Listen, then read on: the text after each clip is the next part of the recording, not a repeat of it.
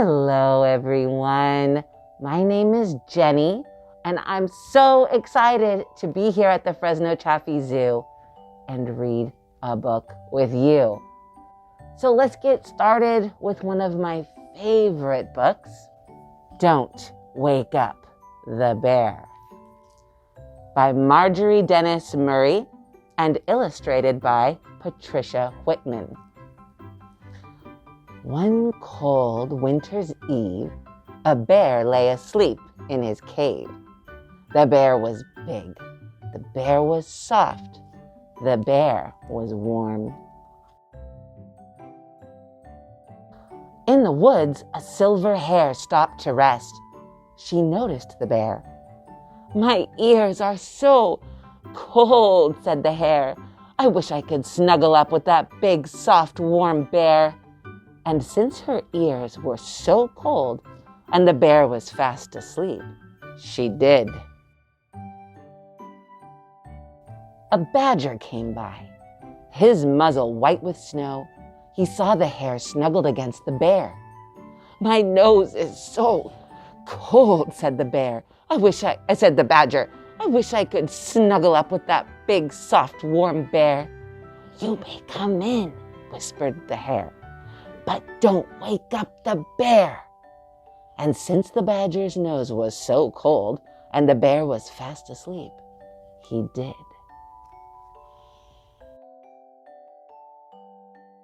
Along came a fox. He saw the badger and the hare snuggled up against the bear. "Oh, my legs are so cold," said the fox. "I wish I could snuggle up with that big, soft, warm bear." "You may come in," whispered the hare, "but don't wake up the bear." And since the fox's legs were so cold and the bear was fast asleep, he did. A squirrel scampered out of his tree. He saw the fox and the badger and the hare snuggled up against the bear. "My toes are so cold," said the squirrel. "I wish I could snuggle up with that big, soft, warm bear." "You may come in," whispered the hare, "but don't wake up the bear."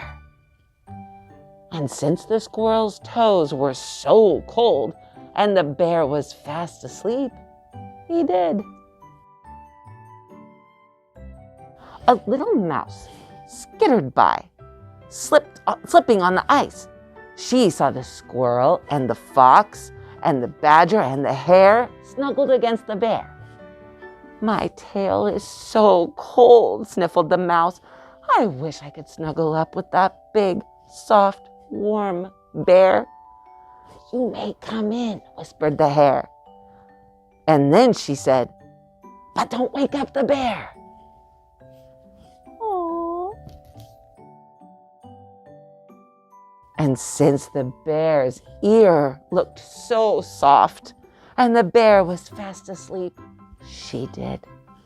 Look at that little mouse curled up in the bear ear. In the woods, snowflakes drifted down, softly, softly down, and everything was quiet.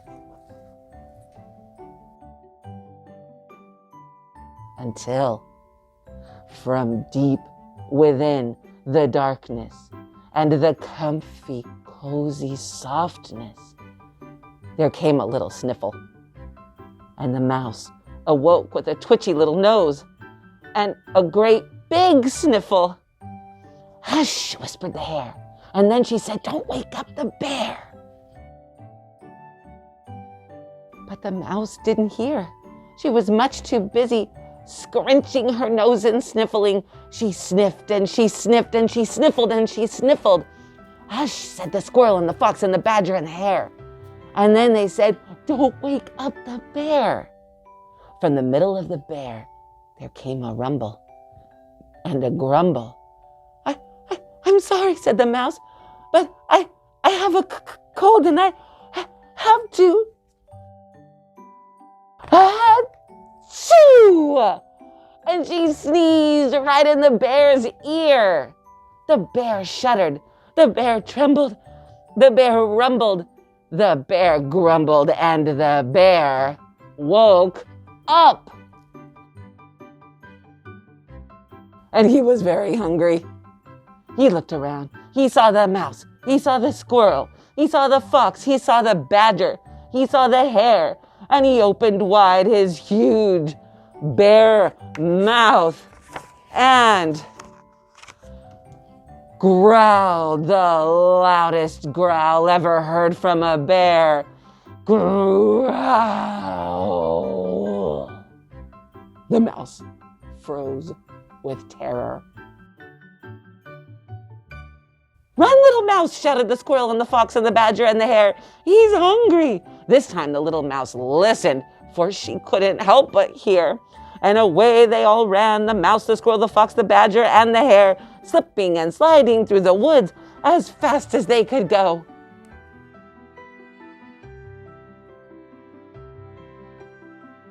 And the bear? He yawned. A big, soft, warm bear yawn, stumbled to his feet, and trudged off through the snow to find something to eat. The end. Oh my gosh, did you expect this story to end that way? The bear had all of those animals in its cave sleeping with him, but he just wanted to have a big yawn and go find some berries. Well, I hope you enjoyed hearing this story today. Have a wonderful rest of your day, and thank you so much for joining me here. See you soon.